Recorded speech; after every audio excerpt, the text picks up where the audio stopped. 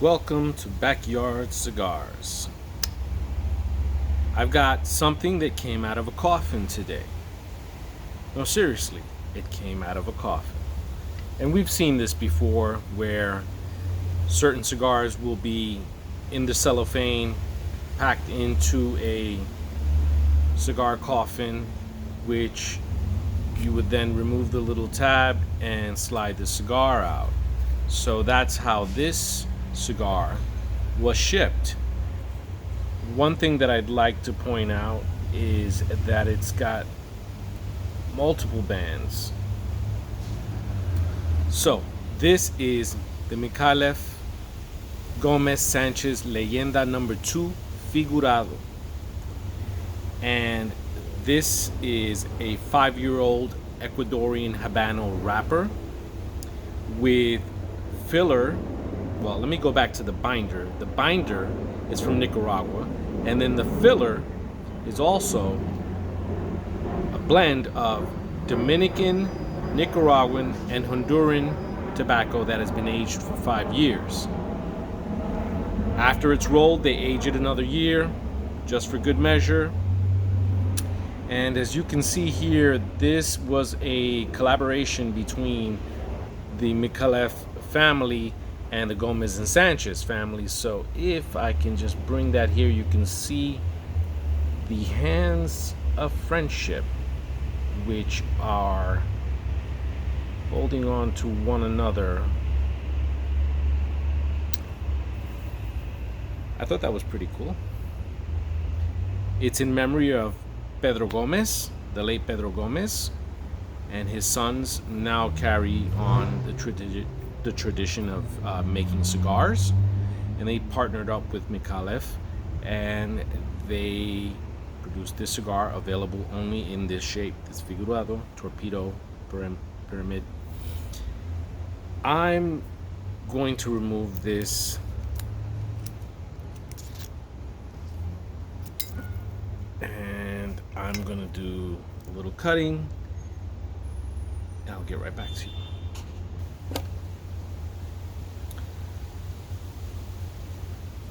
5.5 by 52 is the size here of this cigar, and I'm just gonna give it a little toast.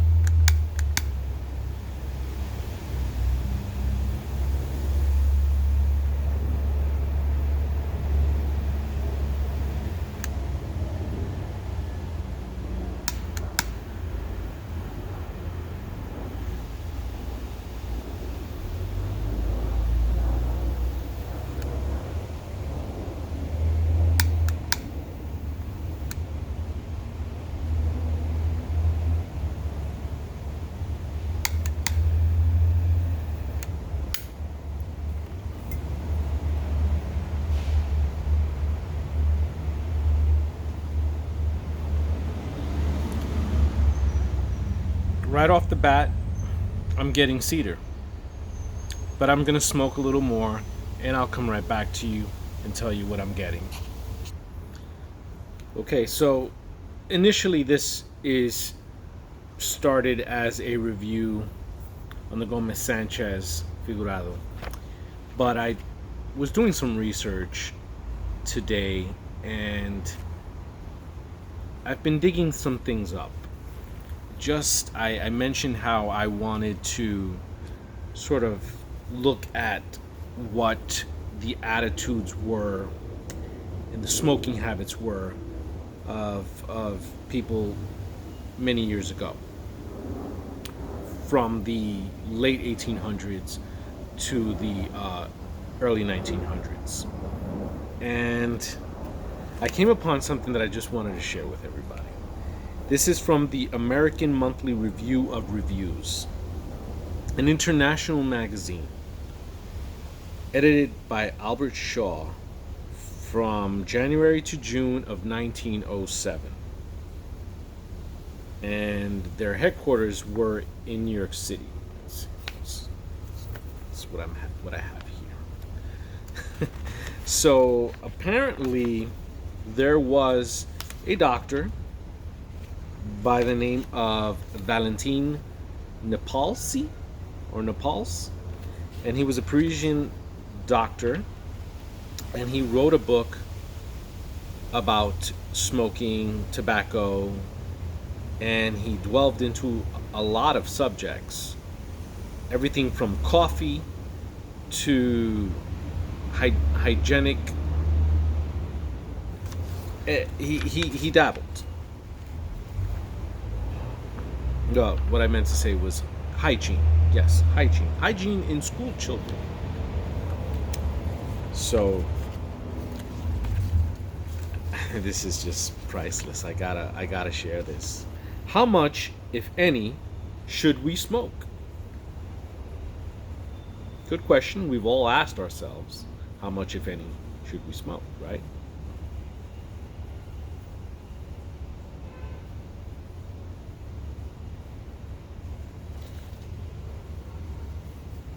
Smooth, medium body.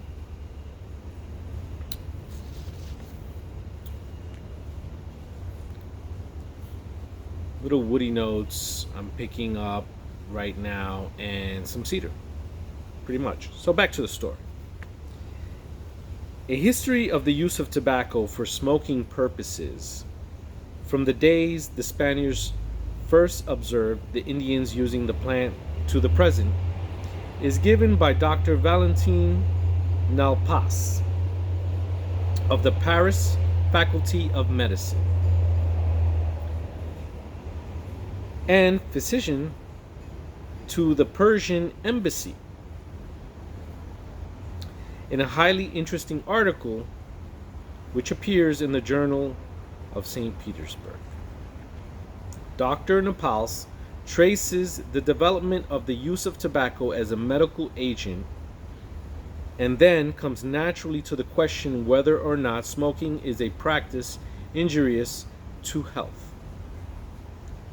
He refers to the great popularity of Jean Nicot, who introduced tobacco into continental Europe,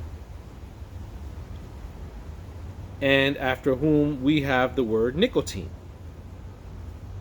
Since Nicot's day, says Dr. Napals, the use of tobacco has been more than a habit or a pastime. It is a passion, a mania, if not second nature. And with that, I'll take another puff.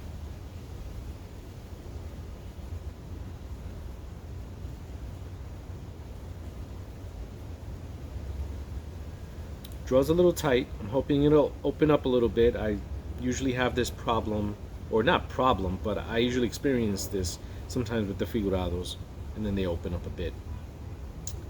Okay, so I continue. There are tobaccos and tobaccos, ways of smoking and ways of smoking.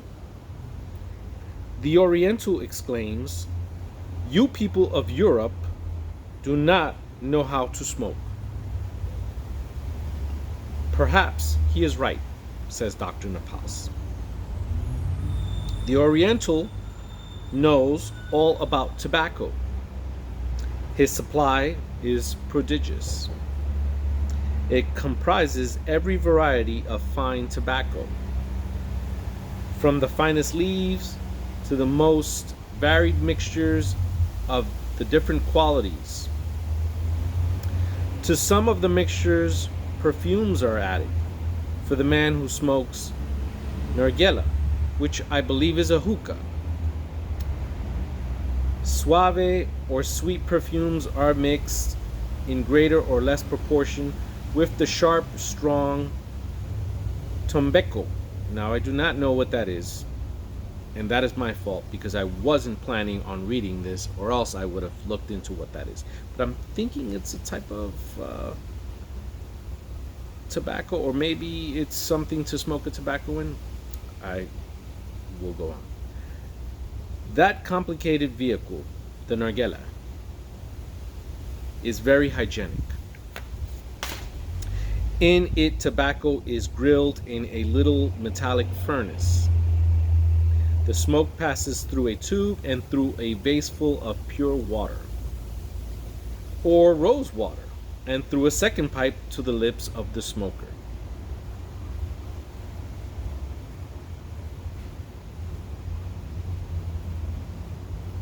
Now and then the Oriental interrupts his smoke to take a few sips of coffee from a tiny glass, and by that means he neutralizes the slow intoxication induced by the prolonged use of tobacco.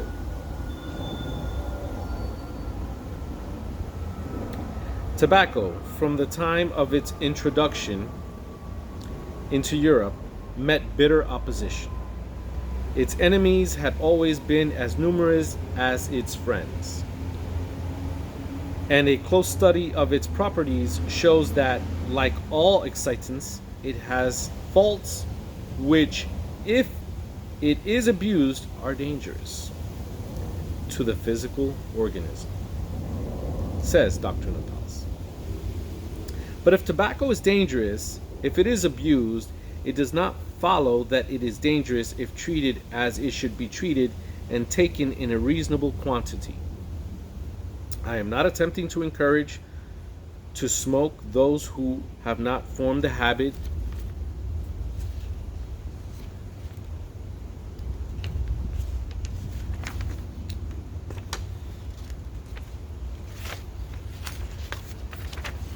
and I guess, we have to remember this was written in 1907. So forgive me if I am reading something and in any way I offend anyone with any terminology or any phrases that are used by this doctor during this time of 1907. We obviously don't use the word Oriental anymore, and we have certainly moved past a lot of other terms that were offensive and derogatory. So I just want to add that.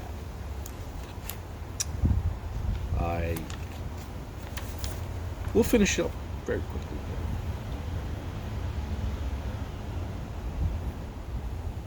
Draw's opened up a little bit. It's a little earthier. I'm getting spices, and I'm getting cedar, and a little bit of earthiness. It smells okay. Okay, so he doesn't want to encourage anyone who hasn't formed the habit of smoking. But it must be admitted that tobacco may be used without bad effects, is what he continues to write or say, because he said this and wrote this. It has no bad effect when used moderately by people who are in a condition to use it. It must not be used at all by people who have heart trouble or lung trouble. It must not be used by people who have any disease of the nervous system. In a word, it must not be used by anyone who would be unpleasantly affected or who would be disturbed by a hearty meal. Under any of those very common conditions, tobacco might be dangerous. And it is not necessary to say that, for many reasons of all kinds, tobacco must not be used in any form by growing children or youths.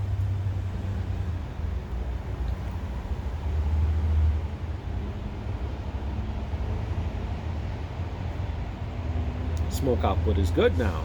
Draw has greatly improved. It's good.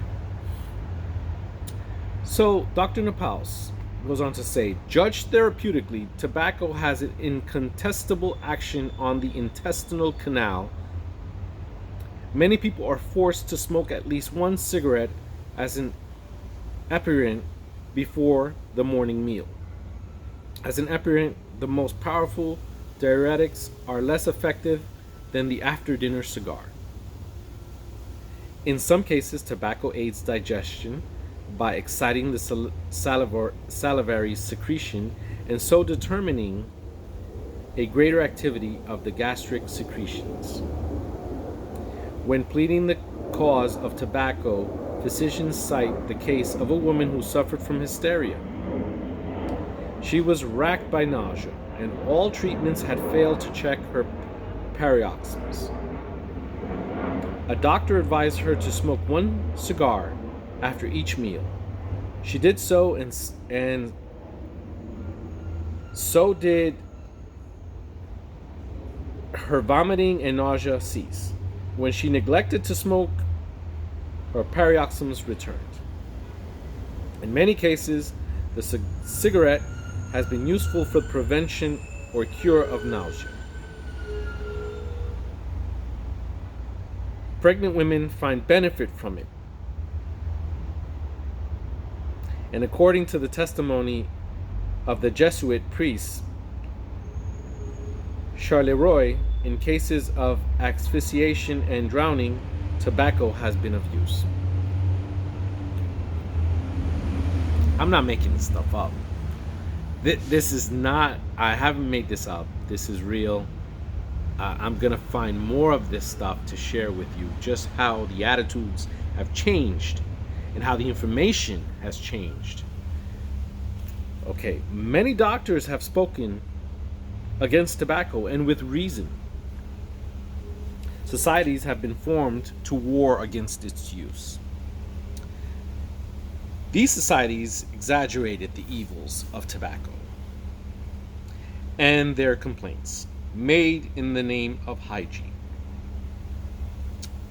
They were excessive.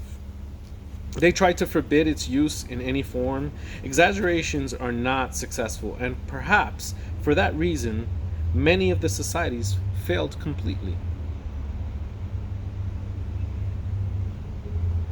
So I can see that the struggle of being a tobacco user, a cigar or slash cigarette smoker, was in existence even back then. Obviously, we know about what went down with alcohol and prohibition. But sometimes when we look at today's state and how we have vaping in the mix, and cigars have kind of climbed back, sort of in a way, but not completely similar to the way bourbon once sat on shelves, and then all of a sudden there was this bourbon boom, and nowadays you've got $3,000 bottles of Pappy. Hopefully we won't have any $3,000 cigars anytime soon, or at least the ones that we prefer the most. But let me continue.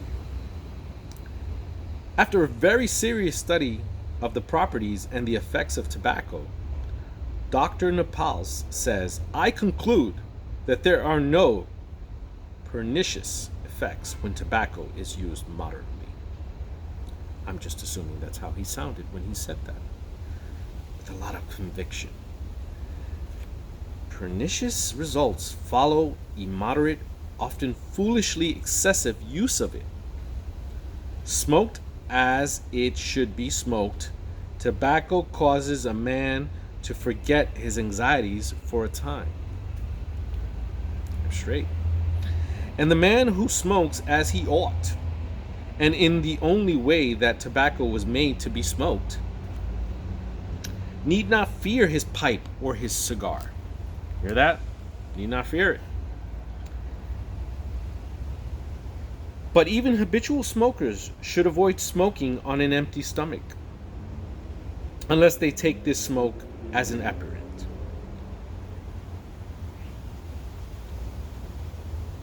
I'm getting some sweetness now to the cigar. It's creeping up really slowly, but it's really sweet.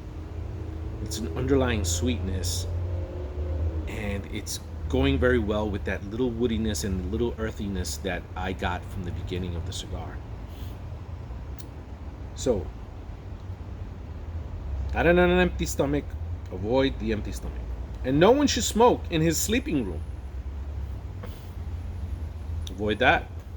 I second that. Okay. 3 cigars a day, 4 at most, or their equivalent in pipe tobacco, ought to be the limit of the habitual smoker. The colored pipe, however artistically it may have been colored, is impregnated with nicotine, and therefore it is not fit to be smoked. Now, I researched the colored pipe, and what I got was basically pipes of different colorings, and I didn't really quite understand what he meant by the fact that it's impregnated with nicotine. So if any of you pipe channels out there, pipes smokers, have any information on what that might mean, please elaborate. I'll say it again. The colored pipe, however artistically it may have been colored, is impregnated with nicotine, and therefore it is not fit to be smoked. A colored pipe is fit for nothing but to feast the eyes. The smoker should throw away his pipe after the first few puffs. That should be pretty expensive if you gotta get a new pipe after every couple of puffs.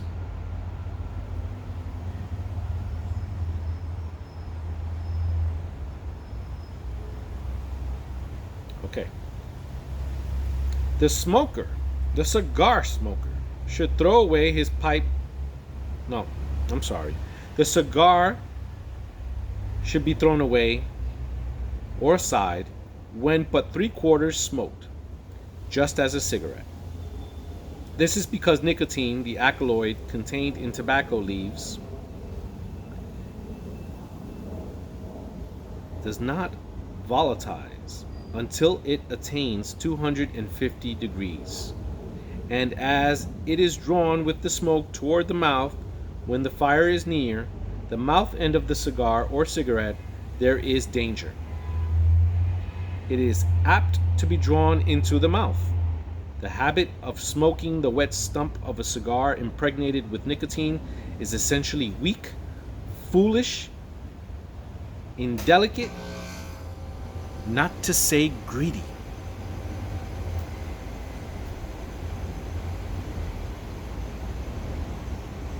Continually sweet. Okay. So don't be greedy. Don't be greedy.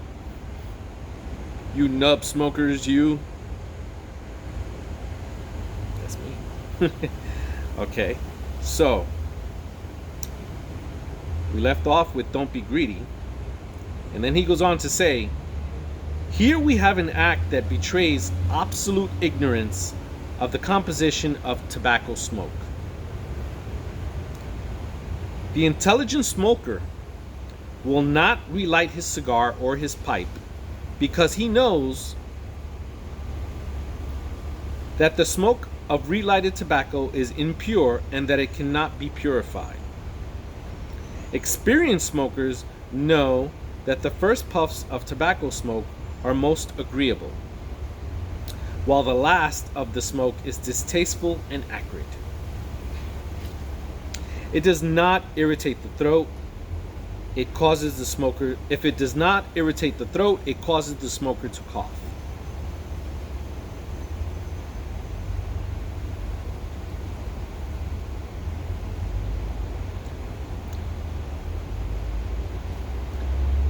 Okay, again, taking into mind that this was written in 1907, what I'm going to read next, if it offends anyone, again, that is not my intent. I'm just sharing something that is a part of history. The Japanese, and probably they are alone in this, have seized the meaning of these last irritating puffs of smoke, and in smoking, as in every act of life, they have taken hygienic precautions.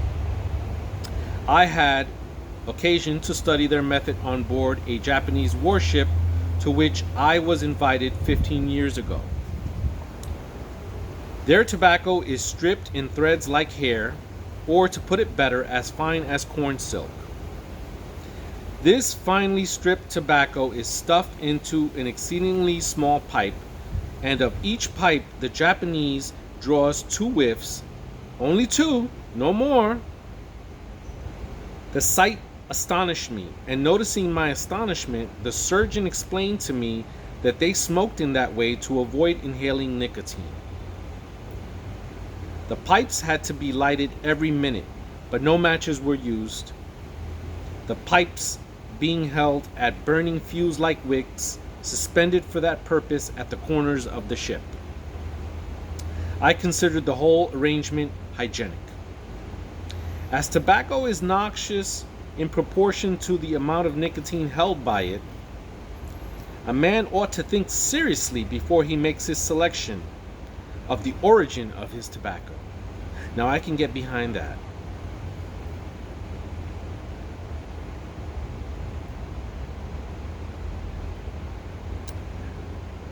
Analysis have proved that the Oriental tobaccos contain only a minimum quantity of nicotine. Western tobacco contains much more. The tobacco of Hungary contains 2% of nicotine, and that of Brazil, Maryland, and Virginia contains quantities varying from 2.29 to 6.85%.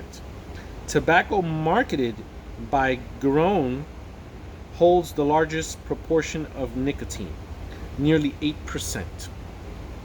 Nicotine is a redoubtable poison. The best way to avoid inhaling it is to smoke a pipe through a long stem and with a bowl, like the chibuks of the Turks. And I may have mispronounced that. That pipe, now out of date, was an excellent one. It was composed of several successive tubes furnished with large screened ends. The chibok arrested the nicotine before it reached the smoker's mouth. But of all the pipes, none can equal the graceful and delightful nargileh, or the galleon of the Persians. Those are the pipes used incessantly by the people of the East, and by their use the noxious action of tobacco is almost wholly annihilated. Now, I want to add that I changed a little bit of what was said, and I'll explain right now. He didn't exactly say the Japanese in every sentence, but I didn't think it would be appropriate to repeat a racial slur, because I'm not down with that. So even if that was the case, I wasn't going to repeat that. But I wanted you to know that was 1907. That was the way people thought back then, or the way they expressed themselves. And those were their attitudes. And I'm going to let that sink in for those of us who want to think about what the attitudes of smoking cigars were in 1907. And I'm going to smoke just a little bit more of this and come back with a recap.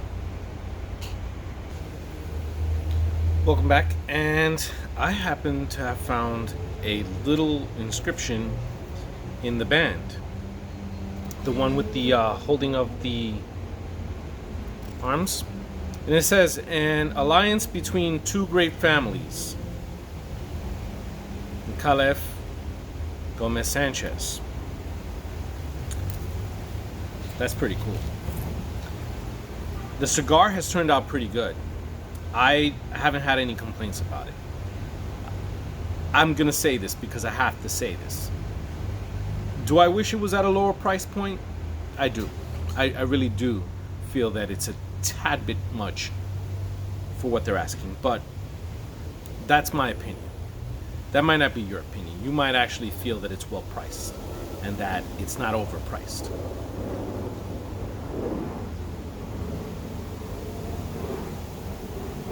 I just feel as good as it is, as good as it's been, with the earthiness and the spices and the slight sweetness that it had going for a bit, that it isn't the most impressive cigar. It comes in a little coffin.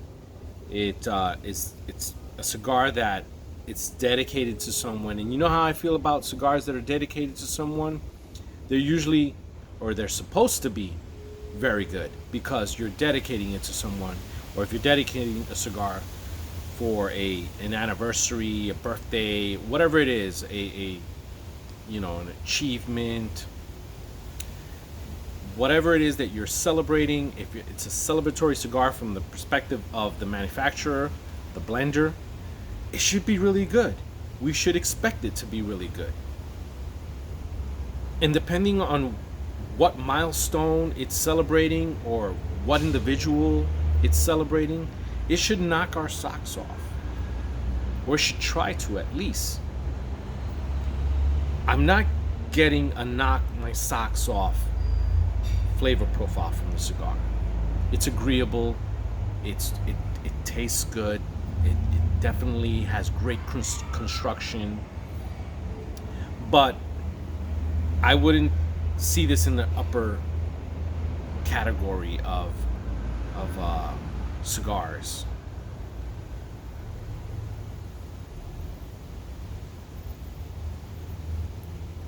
That said, if someone were to show up at my house and give me a box of these, I would give him a very big hug because it is good. It is a good cigar, and he's paying for it, so or she's paying for it. Going back to the article, this doctor that I mentioned, I've done a lot of research. I've tried to find out more about him as an individual, as a doctor and an individual, and I have not been successful. I'll keep digging and trying, but just from what I've read, and I've read this and a few other things that he's written, I mean, he's on to some things in a sense, and then he's off on a lot of other things. It's 1907, guys, right? So, you know, I'm not trying to say that everything that was learned or taught back in 1907 was hogwash, because you get some good wisdom from things in the past that still resonate in the present. But some of these views on tobacco are obviously outdated. So there you go. But here's the one thing, though, that stuck with me.